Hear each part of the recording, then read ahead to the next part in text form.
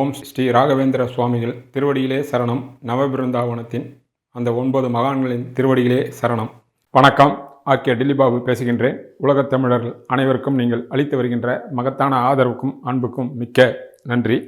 நாம் இப்பொழுது நவம்பர் மாத பலன்களை பார்க்க இருக்கின்றோம். துலாம் ராசிக்கு நவம்பர் மாத பலன்களை பார்க்கலாம். உங்களுடைய ராசிநாதன் ஒரு நாள் மட்டும் 12 நீசமாக இருக்கின்றார். மறுநாள் அவர் ஆட்சி பெறுகின்றார். ராசிநாதன் ராசியிலே ஆட்சி பெற்றிருப்பது என்பது பழம் நழுவி பாலில் எழுந்த கதையாகும். எந்த ராசியாக இருந்தாலும் எந்த லக்னமாக இருந்தாலும் ராசிநாதனோ லக்னநாதனோ ஆட்சி பெற்று உச்சம் பெற்றிருப்பது என்பது மகத்தான வளர்ச்சியை குறிக்கக்கூடிய அமைப்பாகும். ஆக துலாம் ராசி ஆண்களுக்கும் பெண்களுக்கும் இந்த மாதம் சுக்கிரன் ஆட்சி பெற்றிருப்பதனால் உங்களுடைய செயல்கள் அத்தனையும் வெற்றியடையும். எவ்வளவுதான் ஏட்டிகளும் போட்டிகளும் தங்கு தடைகள் இருந்தாலும் அத்தனையும் தடைகளையும் உடைத்துவிட்டு சாதனை படைப்பீர்கள். அதன் மூலமாக பலவிதமான வெற்றிக்கணிகள் உங்களுக்கு வரும். அதனால் மதிப்பு, மரியாதை, அந்தஸ்து, கௌரவம், பேர், புகழ் என்று சகல விதமான சௌபாகியங்களும் கட்டாயம் உண்டாகும்.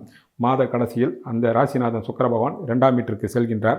அங்கே ஆட்சி பெற்ற செவ்வாய் உடன் இருக்கின்றார். குரு பகவானுடைய பார்வை பூரணமாக உங்களுடைய ராசிநாதனுக்கு கிடைப்பதினால் மாத இறுதியில் ஆக மாதம் முழுமையாக துலாம் ராசிக்கு 1ஆம் வீட்டு பலன் மிக பிரகாசமாகவும் அற்புதமாக இருக்கும். உங்கள் சொந்த ஜாதகம் சாதகமாக இருந்து சாதகமான தசாபுத்தி நடந்தால் 1ஆம் வீட்டு பலன் மிக பெரிய அளவிலே கை கொடுக்கும். ஈடுபட்டிருக்கின்ற துறையில் பெரிய சாதனையும் பொருளாதார மேன்மையும் பெரிய மதிப்பும் அந்தஸ்து கௌரவமும் புகழும் தரக்கூடிய அமைப்பாகும். சரியான முறையில் 1ஆம் வீட்டு பலனை நீங்கள் சரியான முறையில் பயன்படுத்தி கொள்ளலாம். மிகவும் சாதகமான உள்ள காலகட்டமாகும். உங்களுடைய ராசிக்கு 2 கூடிய செவ்வாய் அங்கு ஆட்சி பெற்றிருக்கின்றார். உடன் 12, 9 கூடிய புதனும் இருக்கின்றார். 2ஆம் வீட்டு அதிபதி 2லே ஆட்சி பெற்று உடன் விரையாதிபதியாக இருந்தாலும் அவர் பாக்யாதிபதி புதன் என்பதால் மிகப்பெரிய அதிர்ஷ்டம். அதை 10லே உச்சம் பெற்றிருக்கக்கூடிய குரு பகவான் 2ஆம் வீட்டையும் 2லே இருக்கக்கூடிய செவ்வாய் புதனையும் சேர்ந்து பார்ப்பதினால் 2ஆம் வீட்டின் மூலமாக பெரிய அளவிலே தனப்பிராப்தி இந்த மாதம் வரும் என்பது தெளிவு.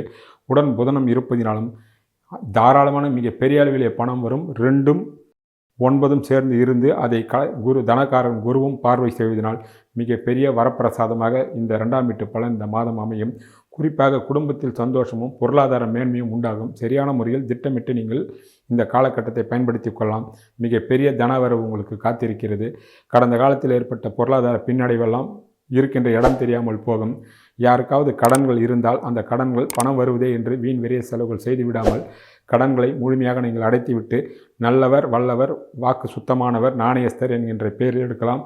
உங்கள் சொல்லுக்கும் ஒரு செல்வாக்கு உண்டாகும். இந்த காலகட்டத்தில் நீங்கள் சொன்னாலே போதும், நாங்கள் செய்கின்றோம், வேறு எதுவும் தேவையில்லை, உங்கள் சொல்லுக்கே மரியாதை என்கின்ற அளவுக்கு, நாணயஸ்தர் என்கின்ற அளவுக்கு உங்களுடைய வாக்கும் சுத்தி அடையும். வாக்காலும் பெருமை உண்டாகும்.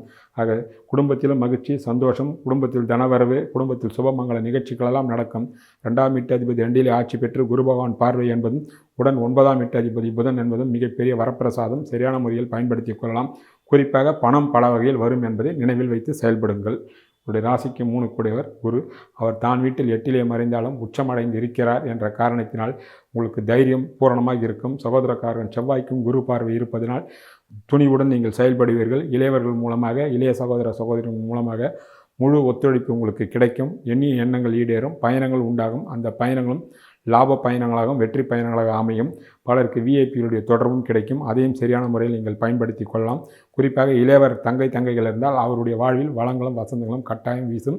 அவர்களுக்காக சுபவேரிய செலவுகளும் ஏற்படும். அது சுபவேரிய செலவுகளாக இருக்குமே தவிர வீண் வெறிய செலவுகளாக இருக்காது என்பதும் தெளிவாக நம்பலாம். உங்களுடைய ராசிக்கு 4 கூடியவர் சனி பகவான். அவர் 6லே குருவின் வீட்டிலே இருக்கின்றார். 10லே உச்சம் பெற்றிருக்கக்கூடிய குரு பகவான் பார்வை 4ஆம் வீட்டிற்கும் 4ஆம் வீட்டு அதிபதியான சனிக்கும் கிடைப்பதனால் 4ஆம் வீடு வலிமையடைகின்றது. 4ஆம் வீட்டிற்கு அவர் விரையாதிபதி. ராசிக்கு 6 கூடியவர் என்பதனால் 4ஆம் வீட்டின் மூலமாக உங்களுக்கு கடன்கள் கட்டாயம் ஏற்படும். அந்த கடன் அத்தனையும் சுபவிரிய கடன்களாக எடுத்துக்கொள்ளலாம். வீடு, வண்டி, வாசல், வாகனங்கள், குடும்பத்தில் சுப நிகழ்ச்சிகள், சொத்துக்கள் வாங்குவது, விற்பது போன்ற மண் சார்ந்த பொன் சார்ந்த விஷயங்களெல்லாம் உங்களுக்கு இந்த மாதம் கூடுமானவர்களுக்கு பெரிய அளவிலே கை கொடுக்கும். சாதனமாக பயன்படுத்தி கொள்ளுங்கள். படிக்கின்ற மாணவ மாணவிகள் கல்வியில் அற்புதமான முறையில் சாதனை படைக்கலாம். தாயின் மூலமாகவும் தாயின் உறவுகள் மூலமாகவும் நன்மைகளும் வரவுகளும் உண்டு. குறிப்பாக பெண்களுக்கு பல வகையான தாயின் சீதனங்கள் வருவதற்கு வாய்ப்புகள் உண்டு. பலருக்கு பேர் புகழும் கௌரவமான வாழ்க்கையும் வருவதற்கு 4ஆம் வீட்டின் மூலமாக பலவிதமான வாய்ப்புகள் பிரகாசமாக உள்ளது. முதலில் சொன்னது போல கடன்கள் ஏற்படும். அத்தனையும் இது சுபகடன் என்பது தெளிவு. உடைய ராசிக்கு 5 கூடியவர் சனி பகவான். அவர் 6லே மறைந்திருந்தாலும் குருவினுடைய பார்வை வாங்குகின்றார். 5லே ராகு இருக்கின்றார். ஒரு சிலருக்கு 5லே ராகு இருப்பது தசாபுத்தி சரியில்லாதவர்களுக்கு பிள்ளைகள் வகையில் ஒரு சில சங்கடங்கள் வரலாம். சாதகமாக இருந்தால் அந்த சங்கடமும் கூட சுபவிரிய சங்கடங்களாக போகும். தசாபுத்தி சரியில்லாதவர்களுக்கு மட்டும் 5லே உள்ள ராகுவால் ஒரு சில சர்ச்சைகள் மனதில் கவலைகளும் சிக்கல்களும் இருக்கும். மற்றவர்களுக்கு அதை பற்றியும் கவலை இல்லை. 5ஆம் வீட்டதிபதி குருவினுடைய வீட்டிலிருந்து குருவால் பார்க்கப்படுவதால் உங்கள் கனவுகளும் திட்டங்களும் ஆசைகளும் நிறைவேறும். பலருக்கு புத்திர பாக்கியங்கள் கட்டாயம் உண்டாகும். பல பெண்கள் இந்த மாதம் கருவுறுவதற்கு வாய்ப்புகள் பிரகாசமாக உள்ளது. நீண்ட நாட்களாக குழந்தை பாக்கியம் இல்லாதவர்களுக்கும் குழந்தை பிறப்பதற்குள்ள வாய்ப்புகள் பிரகாசமாக உள்ளது. ஆக 5ஆம் வீட்டு அதிபதியான சனி பகவானுக்கு வீடு கொடுத்த குருவே பார்ப்பதனால் மிக பெரிய அளவிலே 5ஆம் வீட்டின் மூலமாக பலவிதமான நன்மைகளும் காத்திருக்கிறது. ராசிக்கு 6 கூடியவர் குரு பகவான் அவர் தான் வீட்டிற்கு 5இலே இருந்து உச்சம் பெற்று தான் வீட்டை பார்ப்பதனால் 6இலே சனி இருப்பதனால் போட்டி போராமை எதிர்ப்பெல்லாம் இருக்கின்ற இடம் இல்லாமல் சரியாகிவிடும். உடல் நலிவும் அற்புதமாக இருக்கும். நோயை பற்றி கவலை இல்லை.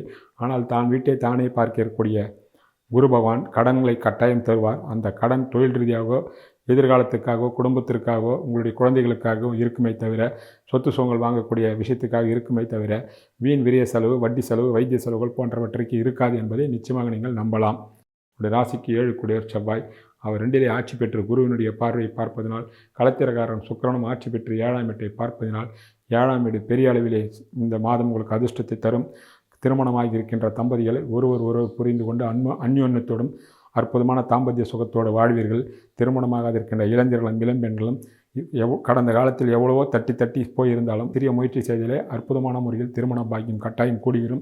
இந்த மாதத்தை நீங்கள் தவற விடாமல் முயற்சி எடுங்கள். அத்தனையும் வெற்றி அடையும். திருமணமும் சரி, குடும்ப வாழ்க்கையும் சரி, சகல விதமான உங்கள் கனவுகள் ஆசைகளும் சரி, கூட்டுறவு முறையில் தொழில் செய்கின்றவர்களுக்கெல்லாம் மிகப்பெரிய யோகமும் லாபங்களும் கட்டாயம் உண்டாகும்.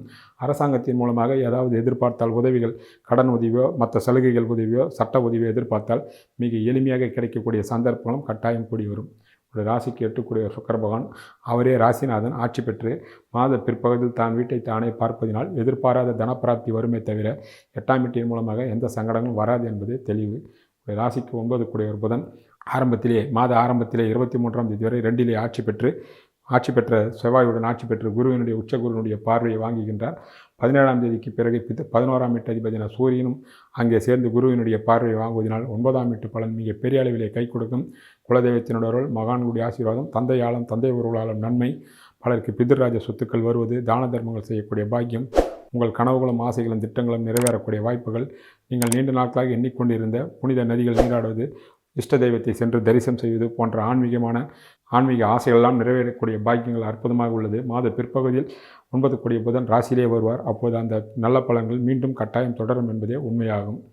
உடைய ராசிக்கு 10 கூடியவர் சந்திரன் 4 கிரகம் 10இலே 3, 6 கூடிய குருபகவான் உச்சம் பெற்று தனகாரனாக இருப்பதினால் தொழிலில் கொடி கட்டி பார்க்கலாம். ஆனால் கடன்களும் போட்டிகளும் போராமைகளும் இருக்கும்.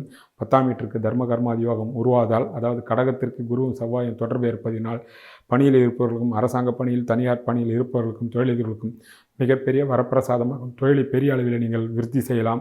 எண்ணிய எண்ணங்களெல்லாம் ஈடேறும். ஆனால் போட்டியும் போராமையும் மறைமுகமான எதிர்ப்பும் விமர்சனங்களும் இருக்கும். ஆனால் உங்களுடைய வளர்ச்சியில் எந்த தங்கு தடையும் இருக்காது. கடன்களும் ஒரு சிலருக்கு தொழில் ரீதியாக பல லட்சங்கள் பல கோடிகளும் ஆகலாம். ஆனால் அத்தனையும் சுபவீரியங்களாக மீண்டும் 1க்கு 10ஆக வரக்கூடிய வாய்ப்புகள் என்பதால் சரியான முறையில் நீங்கள் இந்த காலகட்டத்தை தொழில் செய்கின்றவர்கள் பயன்படுத்தி கொள்ளலாம். உங்களுடைய ராசிக்கு 11 கூடியவர் சூரியன் அவர் ஆரம்பத்தில் 17ஆம் தேதி உங்கள் ராசியில் நீசபங்கமாகும். பிறகு 17ஆம் தேதிக்கு பிறகு 2இலே உச்சநாதனுடன் செவ்வாயுடன் சேர்ந்து குரு பகவானுடைய பார்வை வாங்குவதால் மாத பிற்பகுதியில் எண்ணிய எண்ணங்கள் ஈடேறும். மூத்த சகோதரருடைய வாழ்வில் வளங்களும் வசந்தங்களும் வீசும்.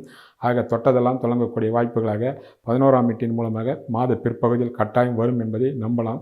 உங்களுடைய ராசிக்கு 12 கூடியவர் புதன் அவர் ஆரம்பத்திலே 2இலும் பிறகு உங்களுடைய ராசியிலுமே வருகின்றார். ஆகக்கூடிய செலவுகள் அத்தனையும் சுபவிரிய செலவுகளாக இருக்குமே தவிர இந்த மாதம் துலாம் ராசி ஆண் பெண்களுக்கு வீண் விரிய செலவுகளாக இருக்காது என்பது தெளிவு.